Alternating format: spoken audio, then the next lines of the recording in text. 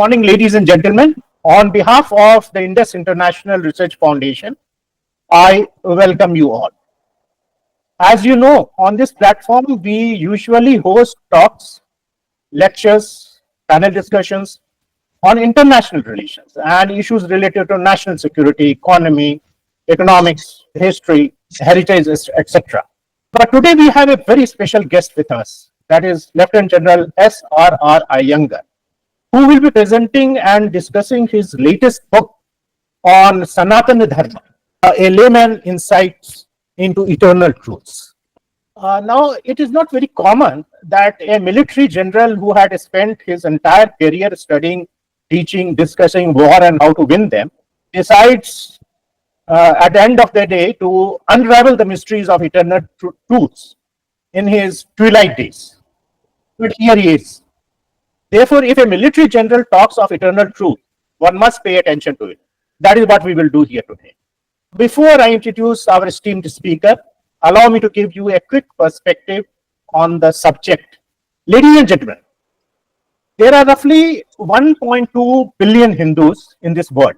That is nearly 15% of the total world population is Hindus. While there are 56 Islamic states in the world, and rest of the states of the world are predominantly Christians, Buddhist, or communist states, it defies logic. Why 15% of the world's Hindu population, of which 1 billion lives in India, have no state of their own? Very paradoxical. I have no intention to start a debate on this highly controversial and politically charged issue. Nor IF is the right platform to discuss such a matter, because we are very apolitical. But I wish to highlight only one point that is relevant, specific to. Even though the latest religious survey indicates that 79% of Indians in India are born and practicing Hindus, a strange entrenched notion exists in the country that believes that the land of India does not belong to any one religion. It is believed that the land of India belongs to all religions. To the extent I have heard prominent public figures, even recently in India, say that since Hinduism is not defined as a religion, India is de facto has no religion at all. So how can we unravel this paradox? At one side, we have 79% born practicing Hindus. On the other side, we ourselves believe that India has no religion. I feel this problem lies with us. Most of us in our audience today are born and practicing Hindus, if I am not wrong, at least the majority of them. But let's be honest. If a question is thrown at us, what is Hinduism? I am afraid most of us will fumble and fail to explain precisely what is Hinduism. If we being Hindus can't explain what is our religion in precise, comprehensive and convincing terms, why to blame the outsiders who can't see our religion beyond primitive idol worship and cow worship? That's how we are known. This is, ladies and gentlemen, where the book authored by General Aiyengar assumes its importance and relevance. Most of us find the basic tenets of our religion so complex and scattered all over that in our busy life schedule, it has become very difficult to make any sense out of it. I really appreciate the general to have thought of bringing all the complex ingredients of Sanatana Dharma at one place and explain to us in a layman's terms. So without much ado, I will now invite General Aiyengar to present his book to us after I share his brief introduction for the benefit of the audience. Lieutenant General S.R.R. Aiyengar, PVSM, AVSM, VSM, retired, is from the Corps of Signals. He was commissioned in 1961. He is a graduate from National Defense College and Defense Services Staff College. He obtained his engineering degree in telecommunication from Military College of Telecommunication Engineering, MCTE, MAU, and obtained his MSc and MPhil degrees in Defense Studies from Tamil Nadu University. In his 4 decades of distinguished military service, he has served in almost all types of signal units to include infantry, mountain, and mechanized formation. He commanded the signal regiment in the Northeast during the peak of Northeastern insurgency. He was part of the Indian military training team in Bhutan He was part of operational of Pavan in Sri Lanka.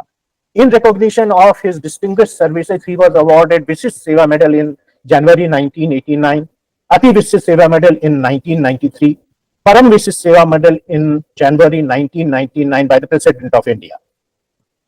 General Aiyengar is perhaps one of the few generals who had the distinction of commanding all the three top most premier training institutions of Indian Army, that is Military College of Telecommunication Engineer MCTE, Defense Services Staff College, that is DSSC, and the National Defense College NDC.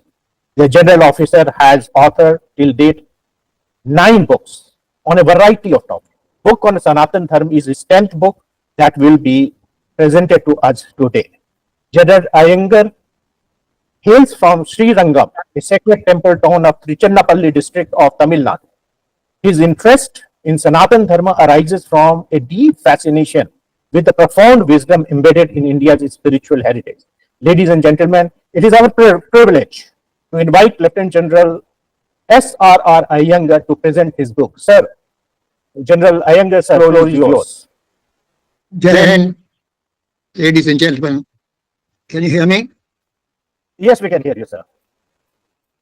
At the outset, I do wish to extend my heartfelt gratitude to the General Secretary IRF, Group Captain R.K. Mehta, Shaurya Chakra, and other distinguished and esteemed organizers, to include Brigadier Sandeep Kumar, VSM, the President, Air Commodore Jodi, the Vice President, Colonel P. Madhavan, Director Events, Dr. Piyush Badviya, I hope I got the name correct, Director Academics, and Mr. Rishi Aathriya, Head of the Research Team, especially for granting me this opportunity to share some thoughts on my book, Sanatana Dharma, the Layman's Insight into Eternal Truths.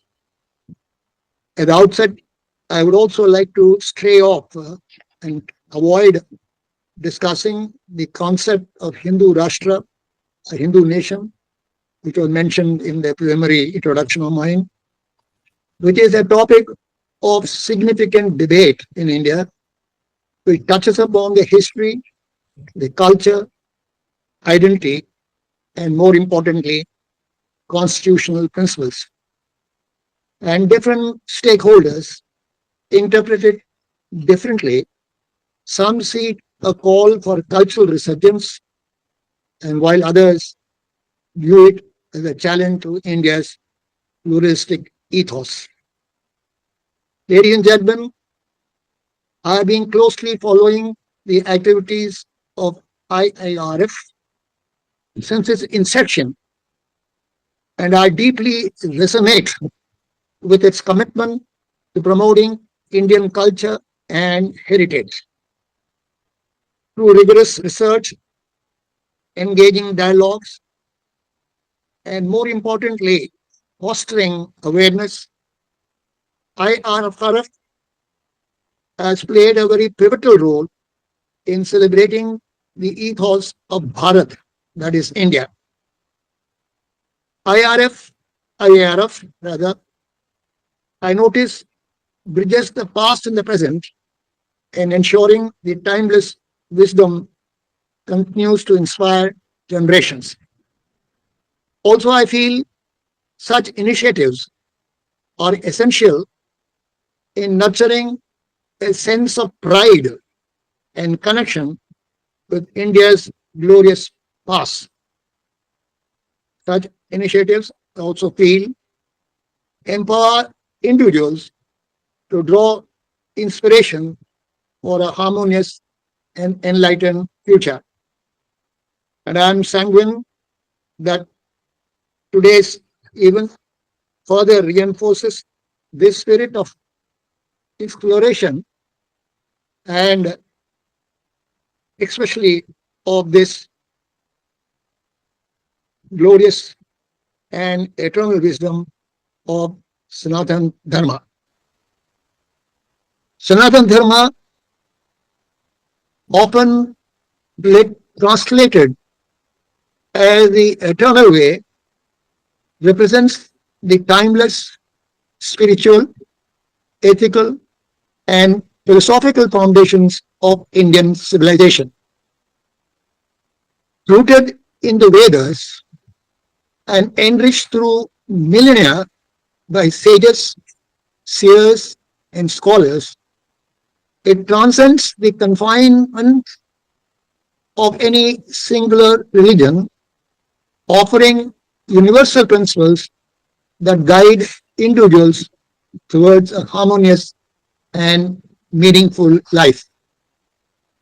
I'm grateful to Puja Guruji Vinayji, whose photograph you see in the slide, for the very insightful and eloquent foreword he has graciously written for my book.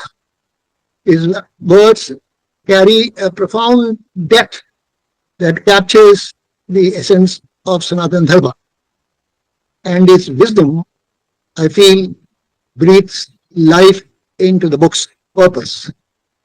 I am very certain that his foreword will deeply inspire and benefit every reader who picks up this book.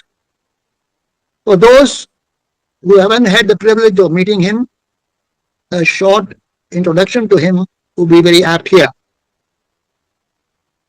Guruji Vinayji is an established thinker, a philosopher, and a self-management expert who has immersed himself in the study, research, and practice of Vedanta since the age of 16. For the past 30 years or so, he has inspired people, both in India and abroad, to commit to higher ideals and transform themselves to lead a more purposeful and fulfilling life. He founded the Wisdom Foundation about 3 years ago, which is dedicated to spreading the glorious truths of Sanatana Dharma, the eternal principles of life and living.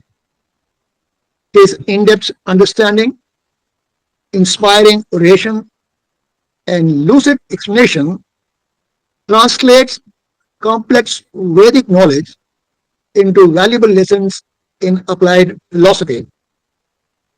His appeal, I feel, lies in the presentation of these truths with absolute precision and effortless ease and consummate wit. Ladies and gentlemen, I would also like to confess at the beginning that I'm neither a Sanskritist nor a scholar of Hinduism, and I did not set out to write a very scholarly exposition of Sanatana Dharma. Mine, ladies and gentlemen, is a layman's view of Sanatana Dharma, and my exposition seeks to give the reader an overview of the faith as I understand it, as well as the accessible summaries of its main features. As would be apparent, I have relied on some of the greatest teachers and scholars to explain its essence. In this way, I have sought to arrive at what I hope the reader will find a lucid and reflective account of one of the world's oldest and greatest faiths and its eternal truths.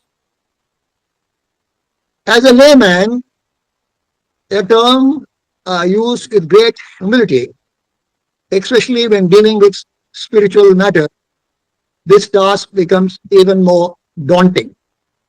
In this context, being a layman means approaching the subject with an open, inquisitive mind, but without formal or exhaustive training in the intricate doctrines of the sacred text. Yet, it is precisely this perspective that allows me to bridge the gap between the deep esoteric teachings and the everyday seeker like me. My goal is to offer a simple, accessible introduction to Sanatana Dharma one that encourages others to explore this eternal wisdom further on their own. Sanatana Dharma, often interchangeably referred to as Hinduism, is indeed a profound and multifaceted tradition with roots that stretch back to thousands of years. It offers certainly a rich tapestry of wisdom, philosophy, and practices designed to illuminate the path of human existence and foster a deeper connection with the divine. However, ladies and gentlemen, like any traditions of such historical depth and complexity, it has not been immune to scrutiny and criticism. A layperson confronted with the vast and varied literature of Sanatana Dharma may feel bewildered and confused and struggling to discern the correct path. This humble endeavor of mine aims to provide a clear and precise perspective on this extensive body of knowledge, which, as you know, spans over 5,000 years. This work, I feel, has been designed to be sufficient for the average individual who, by studying it, can grasp the fundamental beliefs and, more importantly, find a meaningful path for their own life. Ladies and gentlemen, I have dealt with the subject under the following chapters as shown in the slide. Okay. I have discussed the following aspects in my etymology of Sanatana Dharma. Thereafter, I go on to the definition of Sanatana Dharma. Then I go to the basis of Sanatana Dharma. I have touched upon Hinduism and synonymity and differences. And lastly, I touched upon the importance of Sanatana Dharma in Hinduism. Ladies and gentlemen, the perusal of the contents will familiarize the reader with the basic features of Sanatana Dharma, the knowledge which seems simple when heard, but deepest when realized. Realizing this knowledge, the greatest of rishis and munis have achieved the greatest of powers, siddhis, higher realms, and with the same knowledge, they've also achieved the highest goal of life. By adhering to the principles of Sanatana Dharma, individuals strive to achieve a balanced and meaningful life, contributing to the well-being of themselves and the world around them. The next chapter, ladies and gentlemen, is about the core concepts and principles of Sanatana Dharma. I wish to here highlight a statement heard by Swami Rangananda of Bharati Vidya Bhavan. This is also on the slide, which I'm not too sure whether you see it, but I'll read it out. It says, I quote, Sanatana Dharma derives its authority from its truth character and not from any person, be he a saint or even an incarnation. And this true character of teaching demands that it be verifiable all, irrespective of dogma, creed, or race, and at all times. Now, I wish you could see it because it has a lot of meaning. This quote has a very deep meaning. The statement actually captures a very profound understanding of Sanatana Dharma, emphasizing that its authority is rooted in the intrinsic truth of its teachings rather than in the authority of any individual, be a saint or even an incarnation. This reflects the universal and timeless nature of Sanatana Dharma, which stands on principles that can be experienced and verified by anyone, as I said, transcending barriers of dogma, creed, and race at all times. The concepts and principles of Sanatana Dharma are closely related and often overlap as they both guide the philosophical and ethical framework of this spiritual tradition. Concepts are more for the ideas and elements that constitute Sanatana Dharma. In the, in the slide, I have listed about 1, 2, 3, 4, 5, 6, 7, 8, 9, 10, 11, 12, 13, 14, 15 concepts. Ladies and gentlemen, these concepts are more about the ideas and elements that constitute Sanatana Dharma. They form the philosophical and spiritual structure upon which the religion is built. For example, Atman, which is the self, and the Brahman, which is the ultimate reality, are concepts that describe the fundamental truths of our existence and the universe. Principles, ladies and gentlemen, are the practices and ethical guidelines derived from these concepts. They provide actionable steps and behavioral standards for adherence. I have listed out 1, 2, 3, 4, 5, 6, 7, 8, 9, 10, 11, 12. 12 such principles in my slide. For example, ahimsa, which is non-violence, and satya, which is truthfulness, are principles which guide how one should live based on the broader concepts of dharma and karma. These principles, ladies and gentlemen, collectively guide the followers of Sanatana Dharma toward a life of righteousness, spiritual growth, and ultimate liberation while fostering harmony within oneself and with the world. Ladies and gentlemen, by understanding these subtle differences, one can see that the concepts form the theoretical foundations of Dharma, while the principles are the practical applications of these concepts in daily life. And given the vastness of the subject and its multiple interpretations, I have attempted to present an overview of the core concepts and principles of Dharma in very simple terms. It encapsulates the extensive repository of views and, more importantly, accompanying explanations. For those who wish to delve deeper into these subjects, I would strongly advise them to refer to the relevant text available on each topic. Next chapter, which deals with the sacred text of Sanatana Dharma.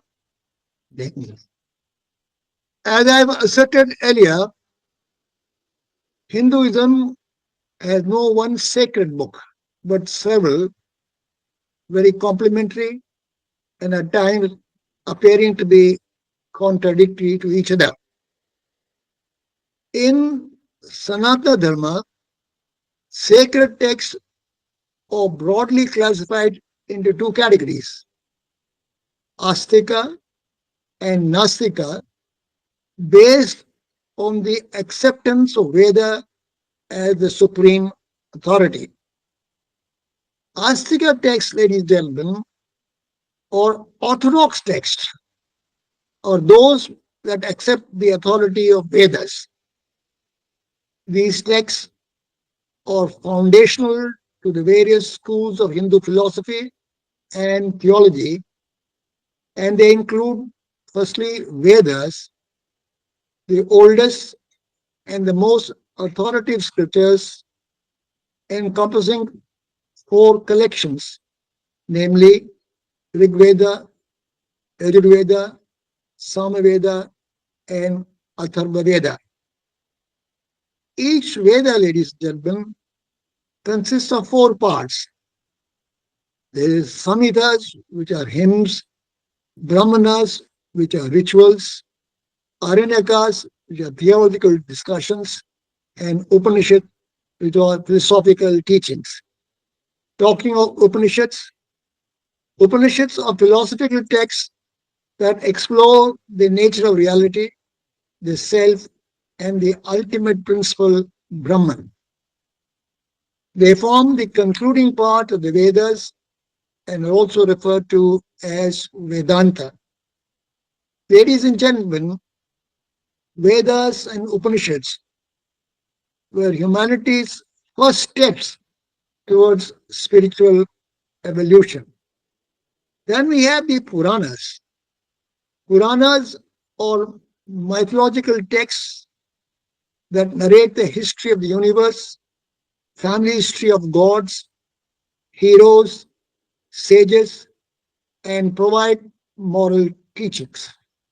Major Puranas include the Vishnu Purana, Shiva Purana, and Bhagavat Purana. Next are the Agamas. They are a category of ancient scriptures that provide guidelines and teachings for worship, rituals, temple constructions, and spiritual practices.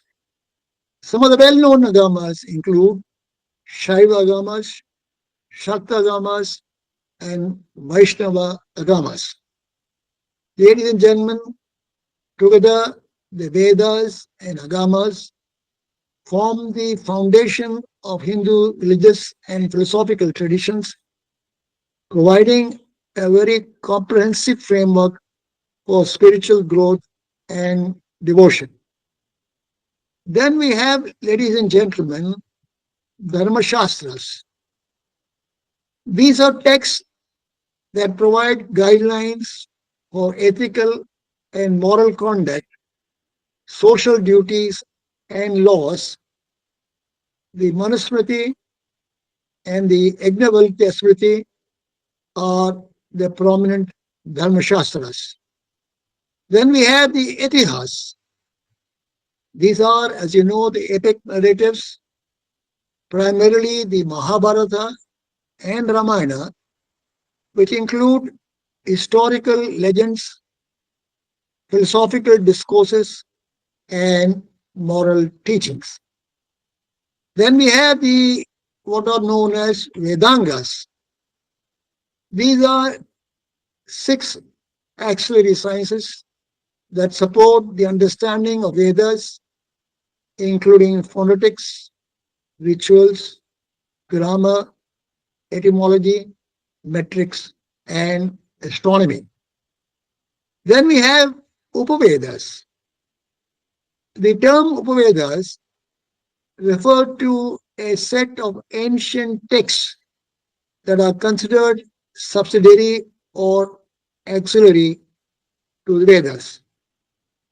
The four Upavedas include Ayurveda, which is associated with medicine and healthcare, Dharmaveda, which is associated with warfare, martial arts, and archery, Gandharva Veda, which is associated with music, performing arts, and dance, Sthapatya Veda, which is associated with architecture, town planning, and sculpture.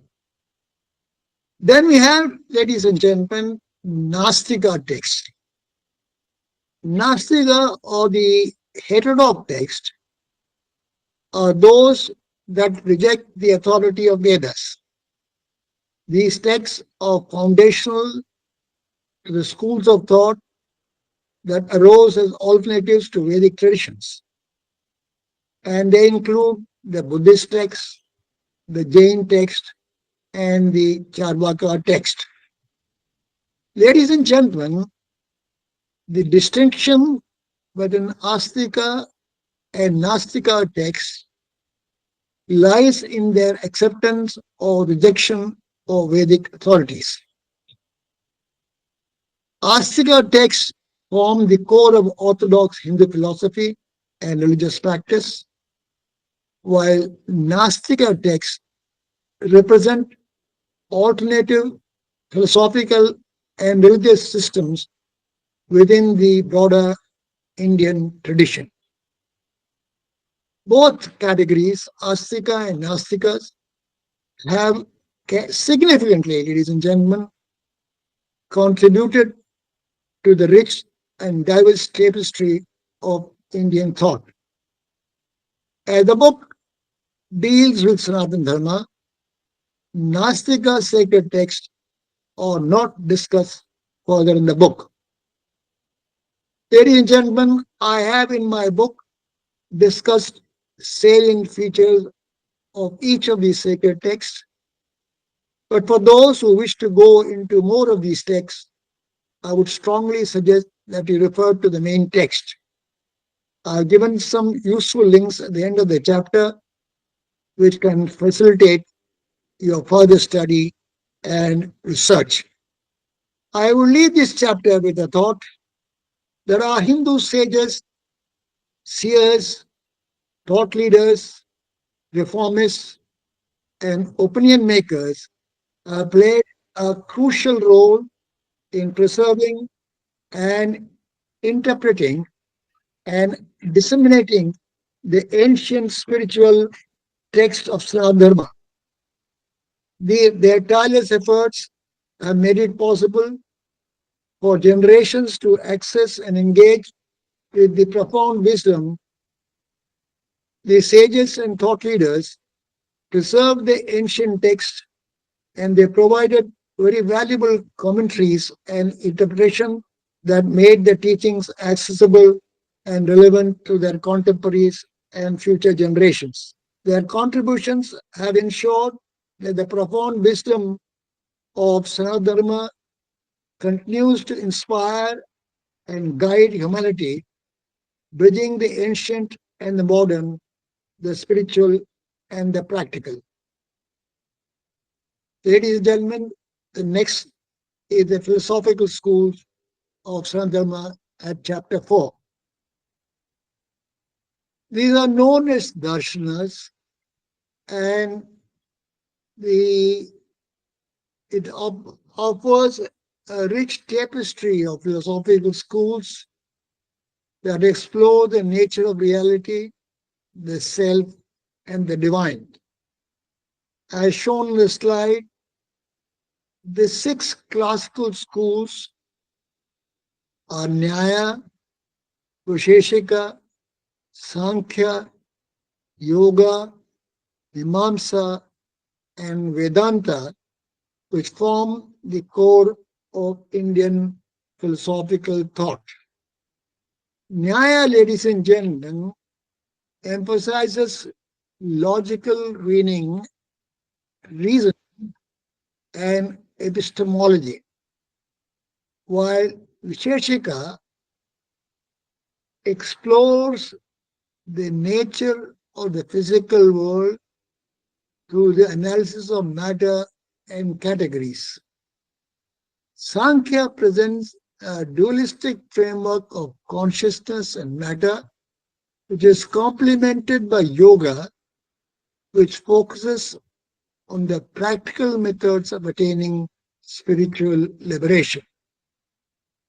Mimamsa, ladies and gentlemen, dwells into the rituals and ethics of the Vedas, affirming the authority of the sacred text, while Vedanta, in its various forms such as Advaita, Vishishtadvaita, and Dvaita, contemplates the ultimate reality and the relationship between the individual soul and the absolute.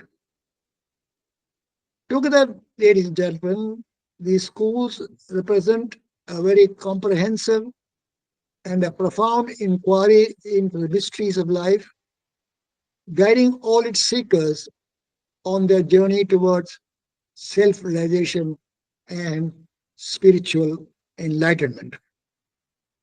These philosophical schools have contributed to the diversity of Hindu thought and continue to shape the religious and the philosophical discourse within the tradition. I have, ladies and gentlemen, devoted sufficient number of pages in my book explaining briefly the salient features of this sacred text. I have also very briefly touched upon Kashmiri Shaivism, a non dualistic school of Hindu philosophy that emerged in the Kashmir region. Kashmir Shaivism, ladies and gentlemen, is a rich and profound tradition within Hindu philosophy, known for its unique approach to understanding the nature of reality and consciousness. Ladies and gentlemen, Kashmir has always been a great seat of Vedic Sanatan culture. When you talk about these philosophical schools, contributions of key luminaries, masters, and visionaries cannot be left out. Ladies and gentlemen, great souls have walked on this holy land of ours that we today known as India or Bharat. India's spiritual and intellectual heritage is vast, with such enlightened individuals like rishis, sages, seers, acharyas, opinion makers, and thought leaders emerging from Vedic times to the present day. These realized souls have contributed profoundly to the understanding and evolution of spiritual, philosophical, and cultural knowledge. These luminaries represent just a glimpse into the vast spiritual heritage of India. Their teachings and contribution continue to inspire millions around the world, shaping the spiritual and the cultural landscape of India and beyond. The luminaries which I have tried to include, some of them at least, are Saint Patanjali, Adi Shankaracharya, Ramanujacharya, Madhavacharya, Chaitanya Mahaprabhu, Dayanand Saraswati, Ramakrishna Parahamsa, Swami Vivekananda, Sri Aurobindo, Ramana Maharshi, Swami Shivananda, Swami Chinmayananda, Swami Narayana Guru, Tulsi Das, Mirabai, Satya Sai Baba, Sadguru Jaggi Vasdev, Sri Ravi Shankar, Kamlesh Patel, popularly known as Daji, Kanchi Paramachaya, and not forgetting Mata Amritananda Mai, very lovingly called as Amma. I'm sure you will enjoy going through a short narration of each of them. Also, ladies and gentlemen, I have touched upon in my book reform movements in Sanatana Dharma from within. This Sanatana Dharma or Hinduism, ladies and gentlemen, has a long history of internal reform movements which are aimed at addressing some of the perceived social injustices, particularly in the context of caste, gender, and other societal hierarchies. These movements have often sought to reinterpret scriptures, reform rituals, and promote inclusivity, inclusivity rather, all while staying within the broad framework of dharma. A resume of key reform movements, particularly viewed in the context of human rights, gender equality, and social justice, has been attempted in the book.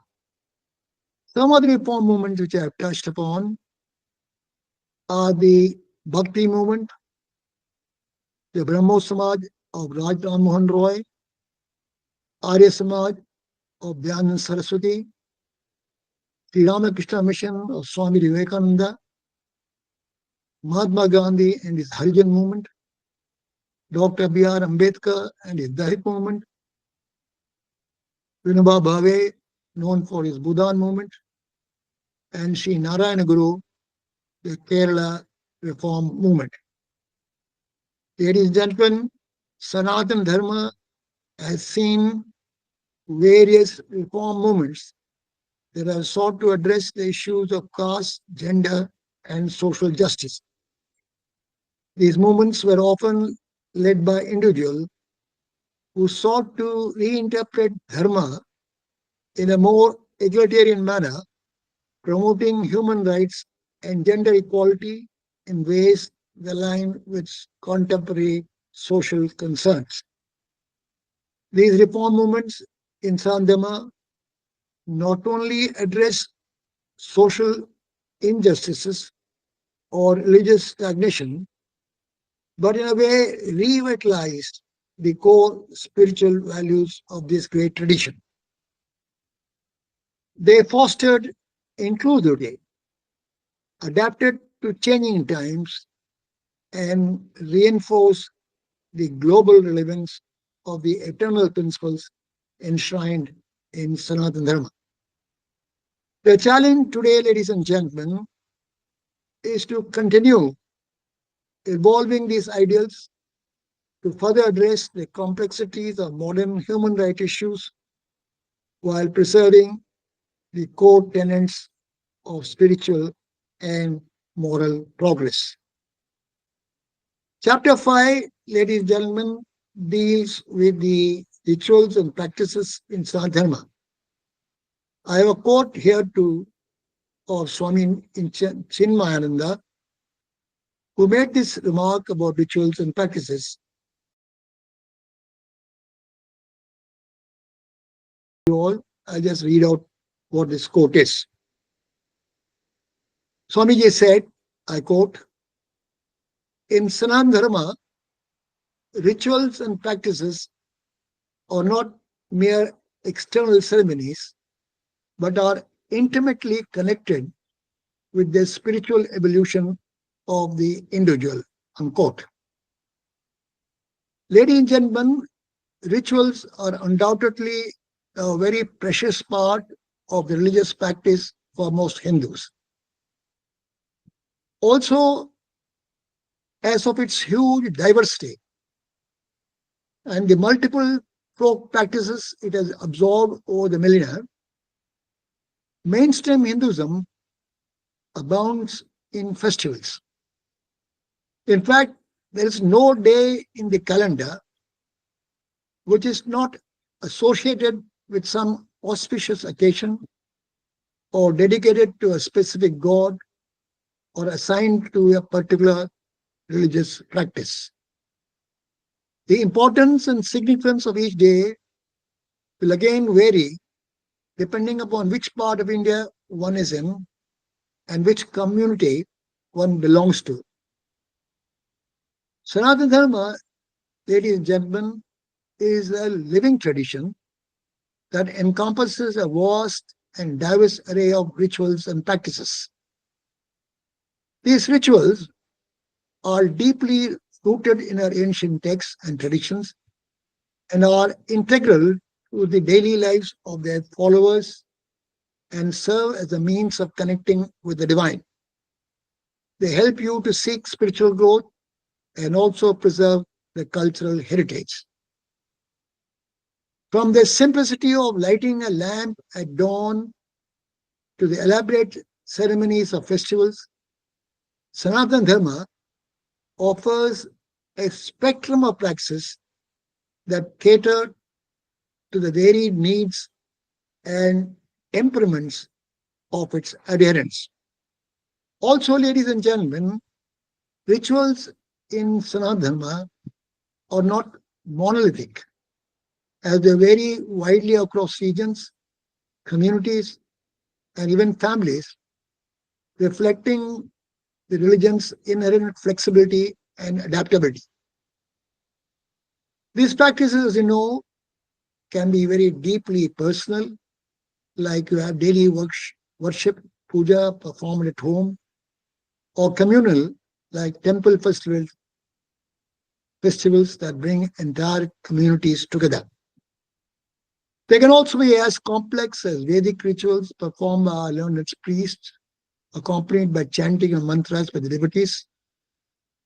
Each ritual, whether simple or elaborate, carries a symbolic meaning, and it is believed to invoke divine blessings, pleasant the mind and the soul, and foster a sense of spiritual discipline.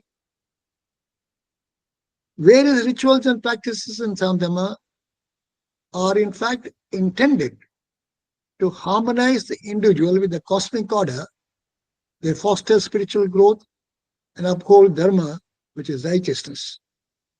They provide, ladies and gentlemen, a structure to daily life and mark important life stages, helping practitioners stay connected with the divine and the broader communities. In the following pages of the book, I've also devoted some space to major Hindu festivals and their meanings, and also the sacred sites and pilgrimage, their importance. I have tried to highlight that in Sanatana Dharma, sacred sites and pilgrimages hold profound spiritual significance. These pilgrimages, known as Tirtha Yatra, are not just physical journeys, but also spiritual endeavors that bring devotees close to the divine, foster inner purification, and promote spiritual growth.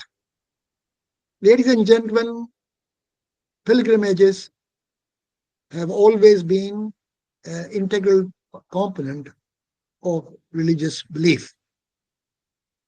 A journey of great moral significance to the person undertaking it, who through the journey aims to dwell deep into his religion in the quest of spiritual insight.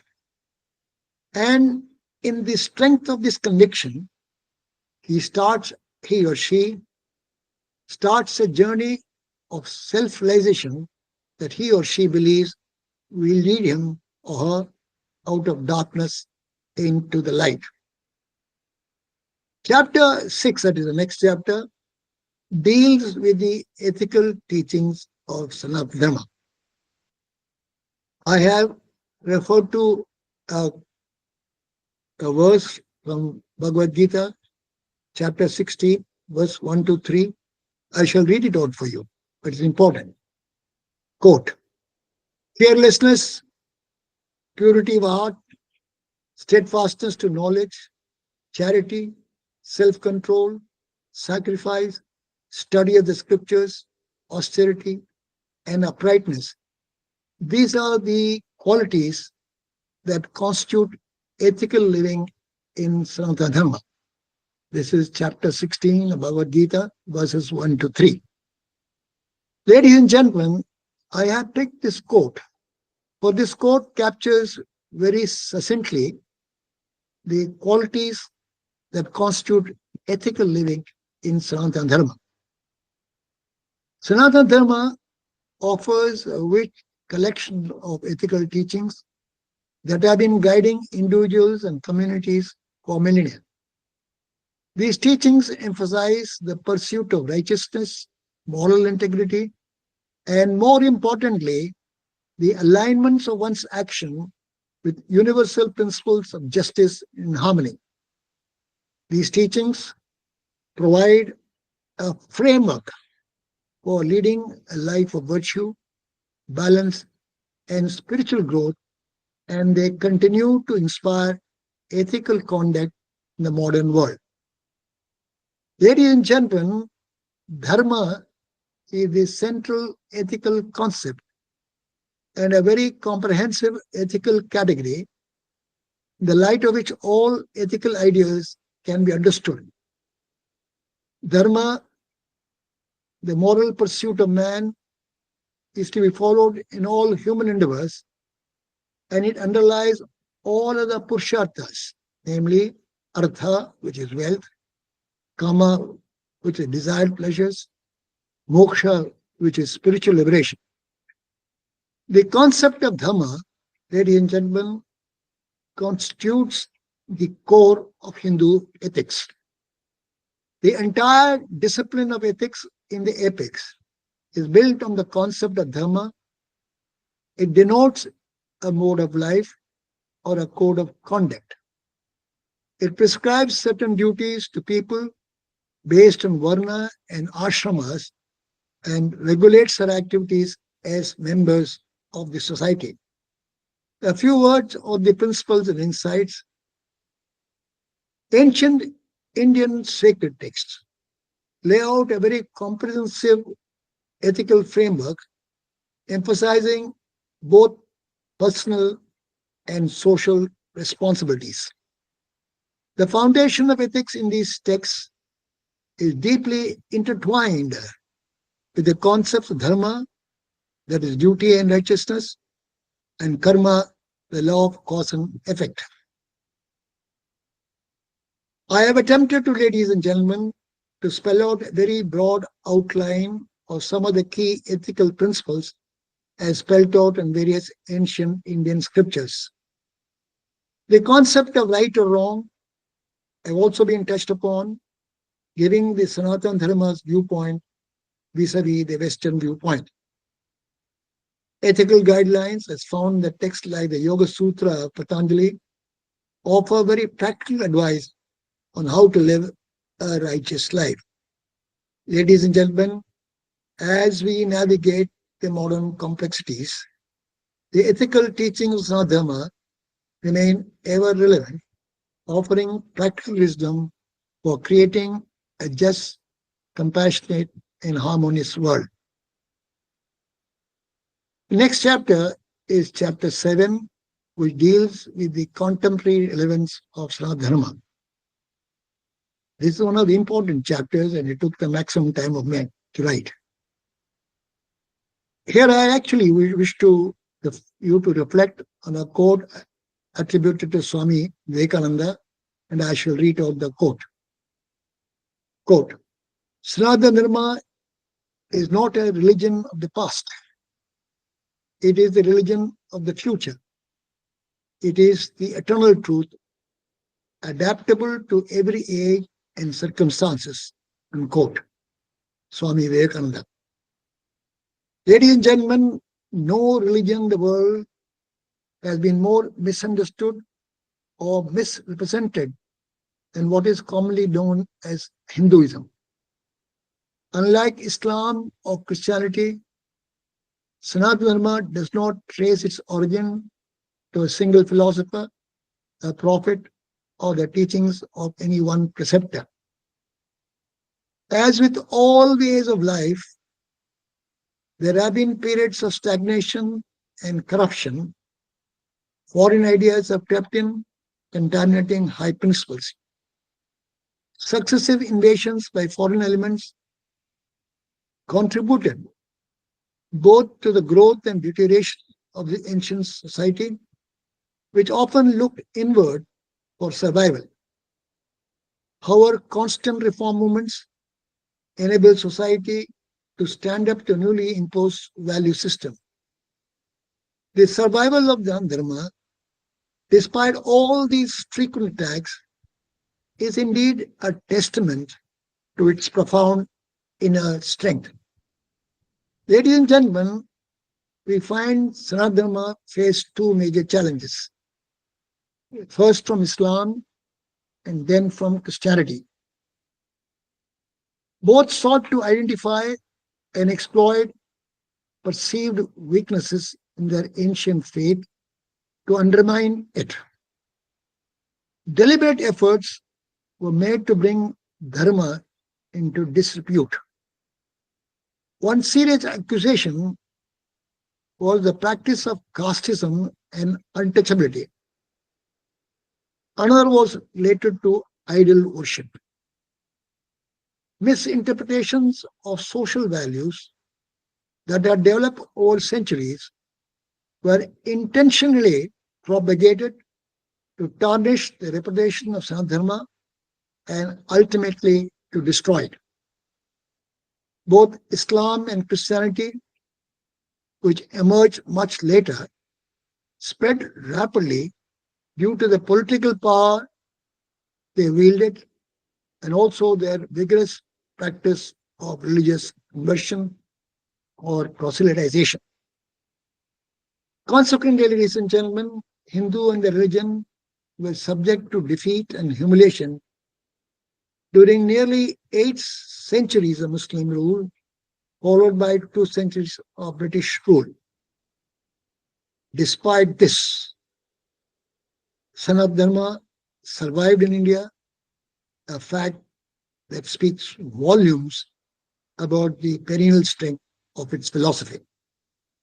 Ladies and gentlemen, needs, aspirations, and human weaknesses are bound to influence a social structure, sometimes leading to deviations towards undesirable behavioral patterns.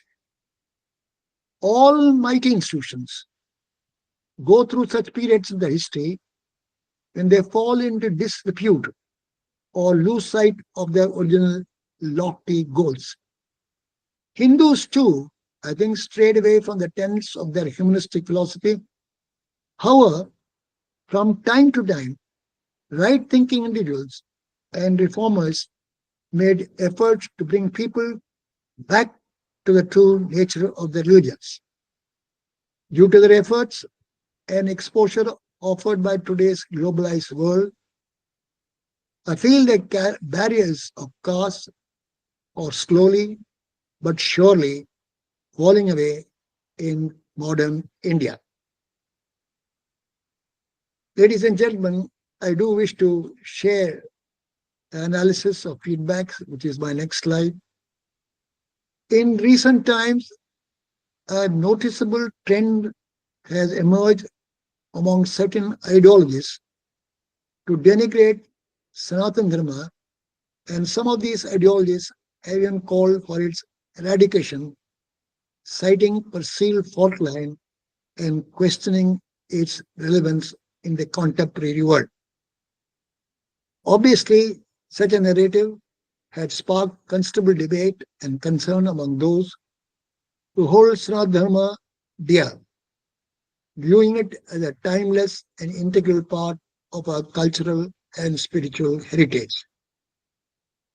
In response to these developments, I had prepared and circulated a questionnaire to several erudite scholars to gather their informed and balanced perspectives.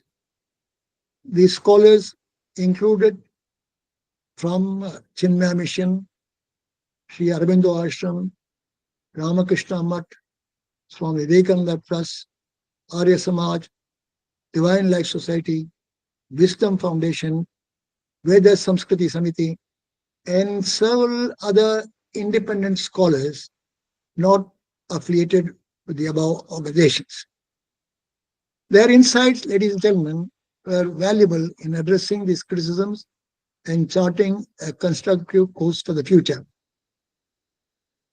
After reviewing the comments on the questions posed in the questionnaire, which I have attached in the book, 10 key issues emerged that warrant detailed discussion, particularly concerning the corrective measures suggested for implementation where necessary.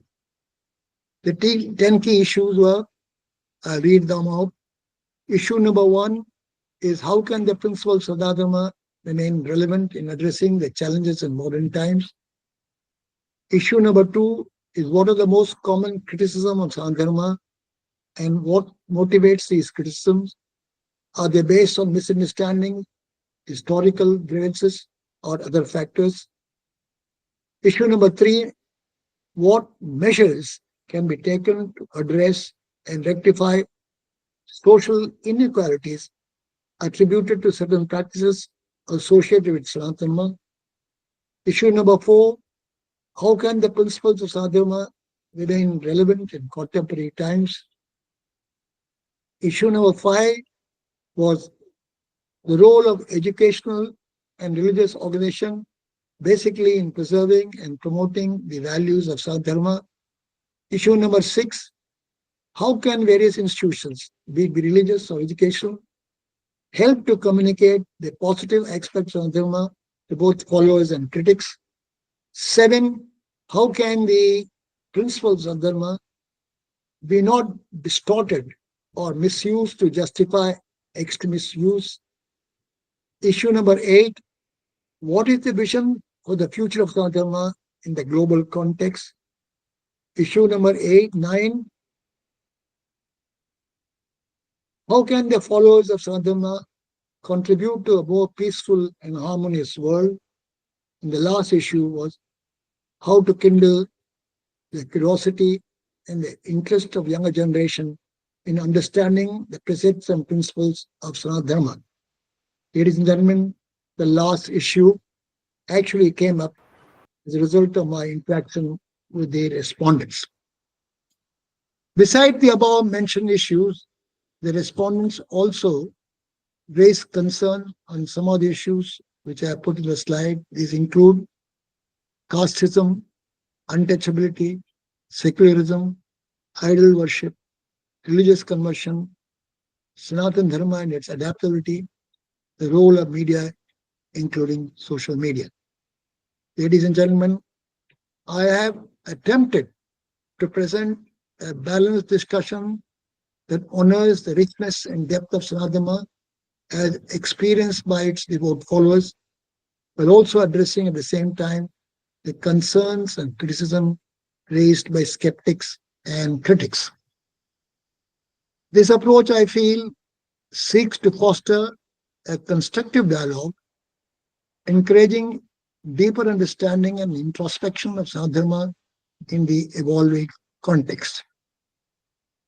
Finally, I would say, in summarizing our esteemed respondents' views on various issues that I have just described, I have attempted and endeavored to present a very common perspective that emerged while staying true to my own convictions. Chapter 8 is the concluding remarks. Sanatana Dharma is not a static set of beliefs or rituals, but a dynamic living tradition that emphasizes eternal truths. The principles of Dharma, Karma, and Moksha remain as relevant today as they were millennia ago. Few points that stood out as I examined some of these issues which I discussed. First is why a change is unnecessary. The foundational tenets of Sanatana Dharma, ladies and gentlemen, are universal and eternal. They're not confined by the boundaries of time, geography, or cultural shifts. These principles are like a compass, providing direction to those who seek spiritual growth and harmony in life. Because they are rooted in the understanding of the eternal nature of reality, they do not require modification to suit the changing tides of human civilization. Next is the need for true interpretation. Ladies and gentlemen, while the essence of Sanatana Dharma remains unchanged, the interpretation, application of its principle can sometime become clouded by its cultural, linguistic, or historical misunderstanding. It is therefore essential to revisit and reinterpret these principles in a way that aligns with their original intent. This involves a deep exploration of sacred texts, guided by our learned scholars and spiritual leaders, to unearth the wisdom which is embedded within them. Lastly, a few words on the future relevance. In the face of modern challenges, such as technological advancements, global interconnectedness, and evolving social dynamics, the principles of Sanatana Dharma provide a very stable foundation. By understanding and applying these principles in their true form and essence, individuals and societies can navigate the complexities of contemporary life while staying rooted in eternal values. This process does not involve changing the principles, but rather adapting our understanding and practice to meet the current needs. Today, as Sanatana Dharma continues to adapt, it encourages a dialogue between tradition and modernity, bridging ancient wisdom with the present day challenges. This approach, I feel, emphasizes that spirituality and ethics are not isolated practices, but are integral to daily life, promoting inner peace, communal harmony, and respect for the earth, which is universally relevant. At its core, Sanatana emphasizes values like truth, satya, righteousness, dharma, non-violence, ahimsa, compassion, karuna, and it promotes the pursuit of four purusharthas, namely dharma, artha, kama, and moksha, providing a balanced framework for worldly and spiritual fulfillment. Its teachings are preserved in the sacred text as Vedas, Upanishads, Bhagavad Gita, and Puranas, which, as you know, dwell in the nature of existence, the self, and the ultimate reality, Brahman. Sanatana Dharma, ladies and gentlemen, celebrates diversity, accommodating multiple paths to truth, whether it be devotion, which is bhakti, knowledge, which is jnana, action, which is karma, or meditation, which is Raja Yoga. Above all, it remains a dynamic and adaptable tradition, offering practical solutions to the contemporary challenges while preserving its timeless wisdom. Through its principles and practices, Sanatana Dharma continues to inspire individuals, I feel, to lead a virtuous and purposeful life in harmony with the universe. Finally, ladies and gentlemen, I have included a select bibliography mentioning some of the books I have consulted during my compilation. A glossary of some of the more prominent Sanskrit words, along with their English translation, is also included at the end. An index at the end will facilitate you to navigate through the contents of the book. Ladies and gentlemen, as a layman, as I mentioned in my opening remarks of this compilation, it is a layman's exploration of eternal truths of Sanatana Dharma. I do understand and appreciate that many in the audience are subject matter experts in their own right, and some of my observations may not easily resonate with them. I kindly request their forgiveness and would be grateful if they could share their thoughts with me separately. The book has been published by Uday, and I have given the mobile number. And in case you have any problem, please do contact me at my mobile number 9848011897. Thank you, ladies and gentlemen. It has been a pleasure in presenting my thoughts to you all, and I'm grateful to IIRF for providing me this platform to discuss or to explore and celebrate the magnificence of Sanatana Dharma. Your support ensures that its teachings continue to inspire and guide many on their journey of self-discovery and spiritual balance. Thank you for your very patient hearing.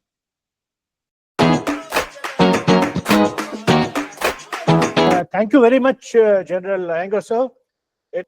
It was a wonderful presentation. I got in touch with General Aiyengar about his book and discussed it I had a lot of questions in my mind. In fact, a set of questions I had forwarded to him, and he had one answer. Mehta, refer to my chapter 7.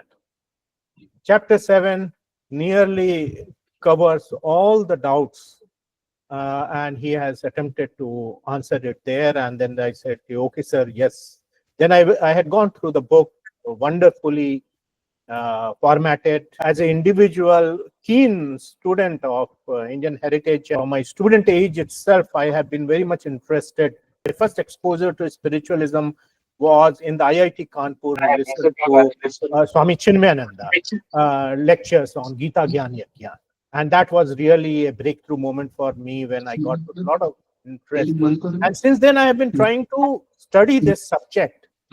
And the problem about this subject is that you have to refer to a large plethora of literature to really come to an understanding what it is all about. And it has taken me a lifetime to really understand. And it's still, there are so many things that I may know, but I don't understand. And that is where I found that this book has come very handy. I strongly recommend that interested in their own religion must have this book, go through it, acquire the core understanding of what it is all about. Now, things I would like to ask General Aiyengar. First of all, sir, from how did you switch from your army viewpoint to this spiritual field? What drawn you towards this? So that we will definitely like to, we are interested. And then after that, we will open the house for audience questions. If they have any doubt on Hinduism, Sanatana Dharma, they can get their queries clarified from the general. Thank you, sir. Thank you, Raj.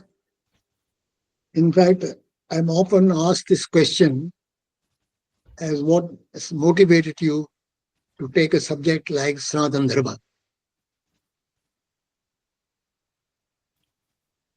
Yes, this is very personal, but still I shall share my feelings from my heart. I left home to join NDA sometime in July 57. After the training at NDA and IMA, I got commissioned in the Corps of Signals, which, as you know, is the telecommunication branch of the Indian Army.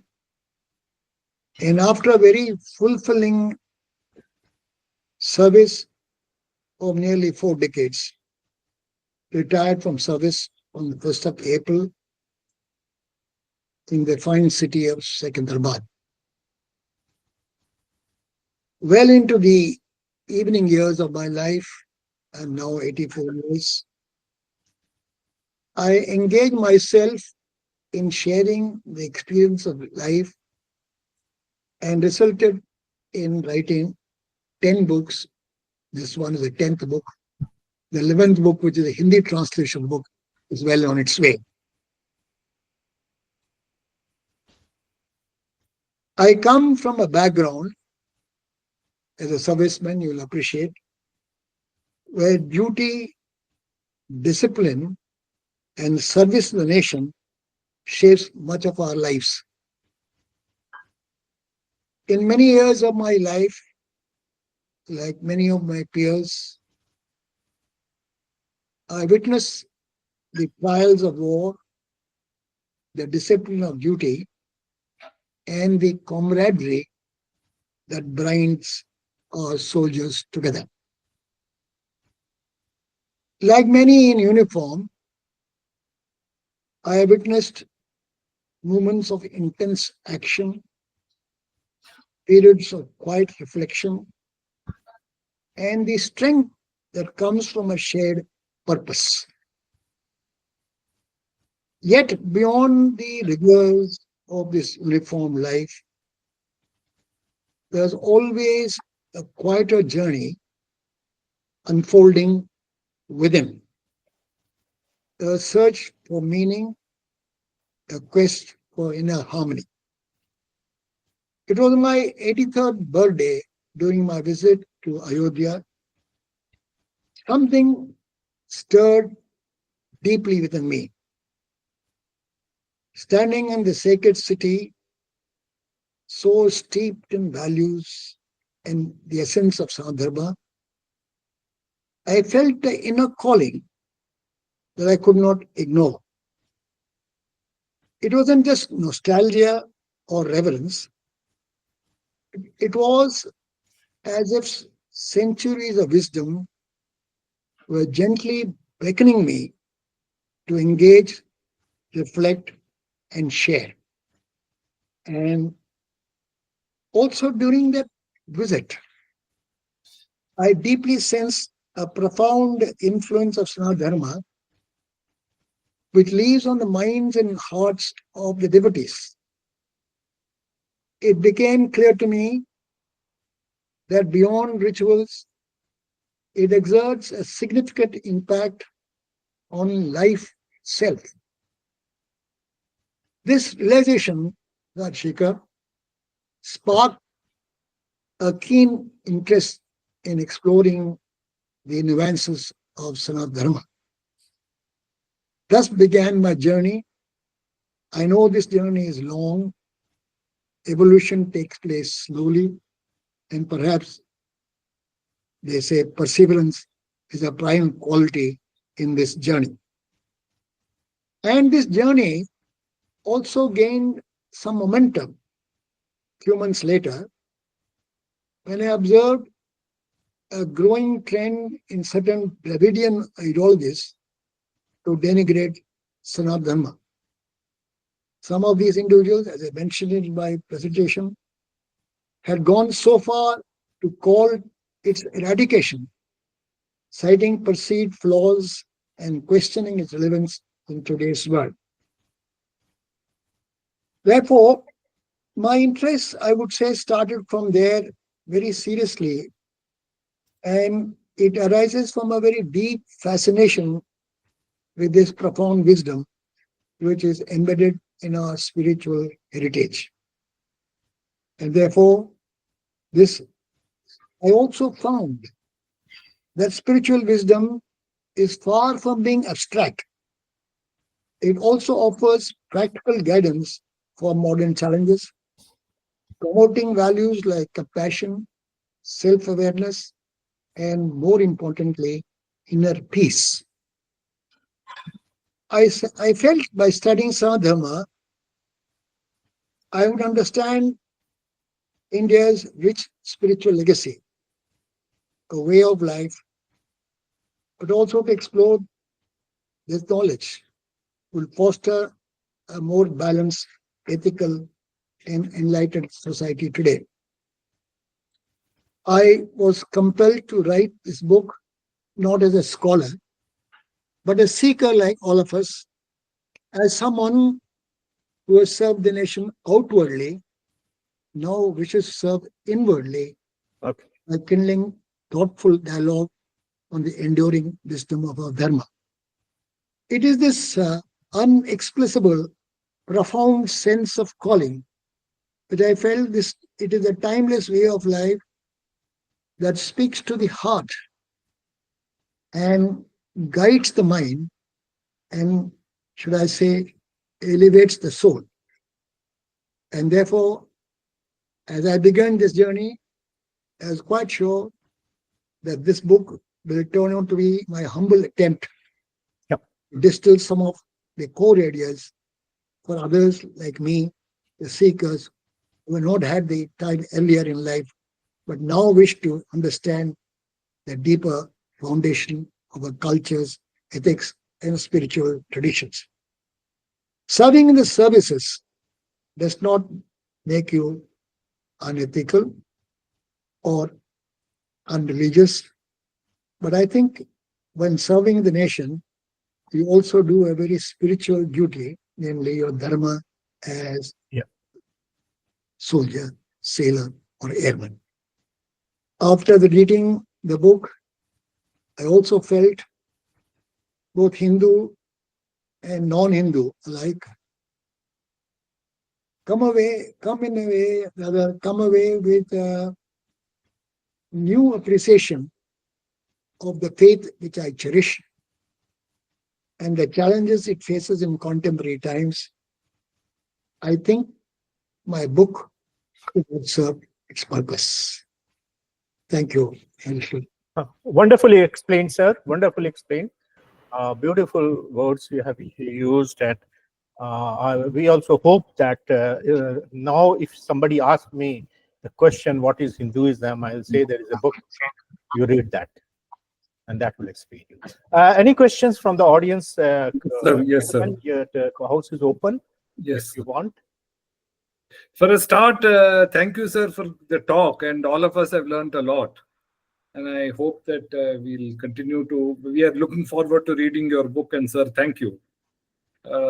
One thing, sir, I want to say that thank you for mentioning Adi Shankaracharya and Advaita, that you are willing to acknowledge it. Thank you, sir. Kind of you. And you mentioned the Kanchi Paramacharya by name, but there is no mention. Kanchi is not one of the four Amanya Peethams. These are Shringeri, Badri, Puri, and Dwaraka. Of course, the Kanchi Paramacharya Sri Sri Chandrasekhar Saraswati is a highly realized seer. So, what would you? So, this is just an observation, sir. That you. Thank you for mentioning the Adi Shankar. But particularly, why did you single out the Kanchi Paramacharya and not any of the other Shankaracharyas? That may be an omission on my part. I didn't intend to do it. In the time that I had, I didn't want to make my book a very voluminous book, but I certainly felt some of these realized souls have contributed to the spiritual legacy of our country. It did not mean putting down somebody or highlighting somebody. I could have probably missed out so many people. I think we are very lucky to be born in this country where people of various shapes and sizes and views have illuminated our path.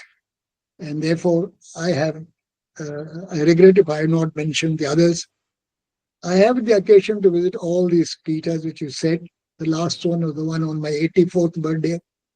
In fact, I began writing the book on my 83rd birthday, and the publisher sent my book on my 84th birthday when I was at Dwarka.